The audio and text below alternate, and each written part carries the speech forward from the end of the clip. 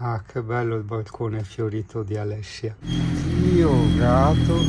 Lago di Caldonazzo, ho dei ricordi cinofili. Mi pare che all'epoca era vietato proprio tutta l'area ai cani. Qua c'è un campeggio, camping riviera, letteralmente arriva al lago, sarà 30 metri.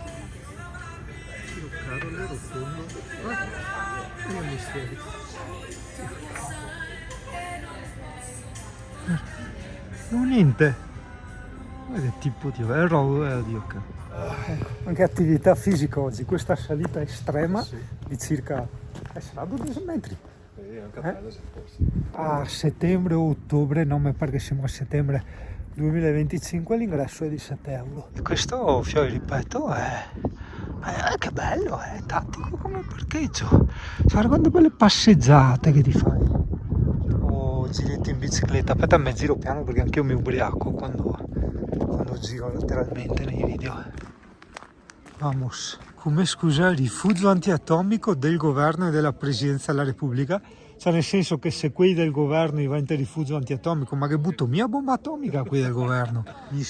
Per cortesia non fumate, certo. Wow, che sberghe. Cose assurde. Scusa un attimo, ma beata ignoranza, ma veramente beata quando si parla di strumenti bellici. Ma guarda che è enormissima sta roba. Cazzato, 10 metri. Cioè cosa serve? Cioè cosa cazzo butta fuori? No, una porta aerei sta roba. Ah ok, è scritto qua. Era un missile superficie aria teleguidato, quindi un drone, quelli che adesso si chiama droni, capace di intercettare aerei a alte prestazioni. Ho capito, ma gli andava addosso agli aerei, cioè più grande questo dell'aereo. Era sicuro di ciaparlo. Il booster si staccava in 4 secondi dopo il lancio. Probabilmente sì, esatto, fa come gli Space Shuttle, cioè che partono con tutta la baradam e dopo si stacca a capea sola, e non è un termine sessuale, è proprio. Stacca sotto che è il booster. A parte sotto qua i 4 razzi sono i booster. Si stacca quello. Sì, si stacca e si butta via, mentre quello che colpisce l'aereo è quello sopra, esatto. che è comunque enorme. Sì. Cioè, porca troia. Sembra che gli aerei sono enormi comunque. Non so, te hai mai visto un aereo da caccia? No, ma adesso vediamo io là. Enormi. Cioè, adesso non so se si vede in video, ma veramente è sconvolgente. Cioè, vedi sta roba e dici, ma che cazzo serve? Cioè, è troppo grande. All'interno l'RC Van, la console dei radar per il rilevamento della posizione, della velocità e della distanza. Ok, quindi questi sono i telecomandi di questi missiloni qua. Guarda se non ti ricorda l'hangar del Consiglio. E la Madonna, distanza massima di ingaggio. Ok, l'ingaggio è il collegamento all'obiettivo, al bersaglio. Più di 120 km. Pensa se tutta la tecnica e il cash che investiamo in queste cose, investiamo quei 4 bastardi figli di puttana che stanno sopra e giocano a comandare, li investissero in cose utili e umanitarie. Pensate come sarebbe il mondo. Bisogna sempre parlare piano di queste robe, perché tutti i vecchiotti, gli alpini eccetera sono orgogliosi di queste cose, sono orgogliosi di essere stati schiavizzati, di essere stati al servizio dei potenti, di aver fatto la parte di, come dicevano gli antichi filosofi, cioè i più recenti filosofi, la carne da cannone. È una vergogna. Pensa all'essere umano che si fa la guerra a se stesso. Zio caro. Poi per assurdo, se ci pensi, la guerra sembra anche una cosa bellissima e divertentissima, se non ci fossero in mezzo gli esseri umani. Cioè tu fai la guerra con questi giocattoli qua, no? Cioè aerei contro aerei, droni contro droni, senza prendere in mezzo civili o comunque anche soldati. E la giochi a farti le tue battaglie con i giocattoli da miliardari. È un po' concettualmente un riassunto che faccio della teoria di Rousseau, Jean-Jacques Rousseau, il quale sosteneva che il problema non è tanto il re, l'imperatore, il dittatore. Il problema sono tutti questi, li vedi? Tutti questi che credono e acconsentono al potere autoproclamato dall'imperatore piuttosto che dal dittatore. Questo credo l'abbiano fatto con le pareti trasparenti per far vedere come era costruito il sistema all'interno. Mi mandava a Torino a fare la revisione. Wait until the war is over and we're both a little older. The unknown soldier. Breakfast where the news is read, television, children fed, unborn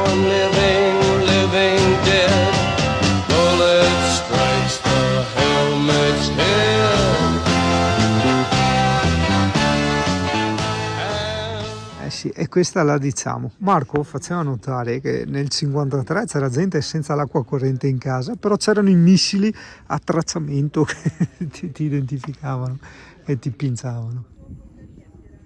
Non ha senso che ti racconto tutto quello che c'è, tutto quello che sto leggendo, tutti i dettagli, perché le cose sono troppe, andrebbero anche un po' sprecate, magnificate in un video. Ti dico invece che ti consiglio sì di fare un salto, perché è molto interessante, oltre al fatto dell'ambientazione, che è molto bella anche per una semplice passeggiata. Torre di vigilanza, è strano vederle dal vivo queste cose, sai, te lo assicuro, cioè, vederle magari in video, in foto, dici, e ti passano un po' così come nulla fossero, inosservate, ma vedere dal vivo queste cose, queste ne ho buttate giù tantissime su Far Cry 6, ti dà veramente quello, come dicono gli amici friulani, senso di spessore, lo spessore. Notavo che tutte queste brutte cose, questi giocattoli di morte, questi giocattoli dei potenti, secondo me sono stati costruiti all'estero, probabilmente in America. Questo perché c'è scritto tutto in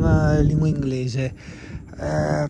Pochi capiranno questa cosa, perché chi è nato, chi sta vivendo questi nostri tempi, anno 2025, non dà peso a queste cose, perché se va di moda, fa figo scrivere tutto in inglese, no?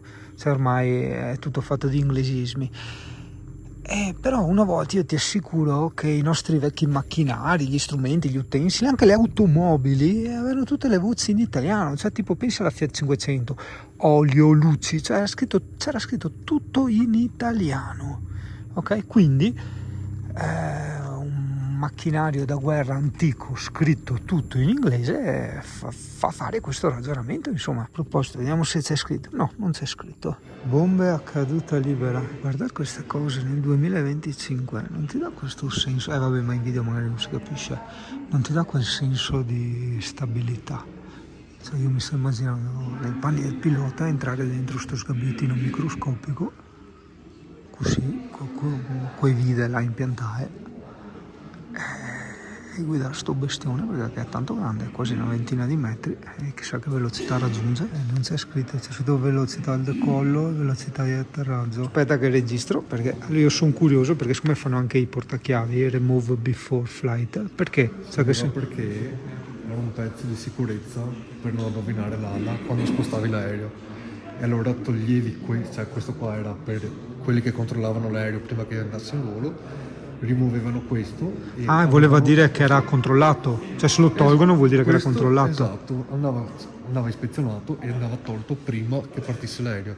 C'era questo e c'erano anche delle altre cose comunque che avevano sempre sta roba qua così, appunto per dire che andava rimosso prima del volo. Oddio, i computer di una volta, comunque quella sensazione di affidabilità.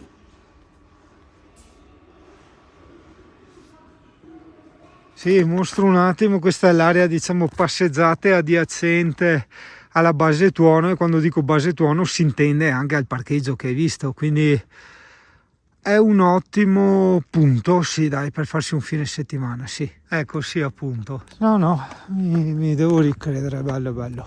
Sono io un po' appesantito oggi, ma è bello. Non male, dai. Nonostante la giornata di lì, non male. Wow. Sì, proprio veramente un bel posticino da girare, decisamente.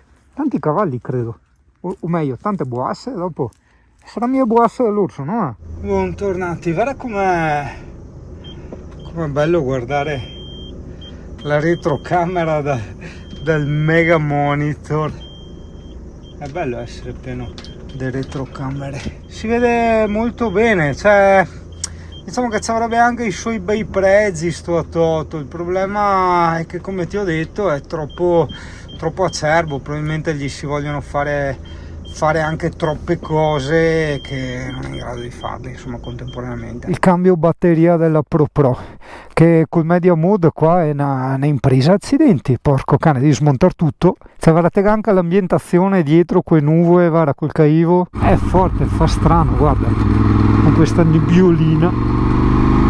Wow, e questa è la parte veneta, cioè non vuol dire che la parte veneta più bella è quella trentina, assolutamente no, sono sempre le stesse montagne, cioè è sempre lo stesso mondo. hai capito? Era solo per darti un'informazione turistica. Ah, che forte.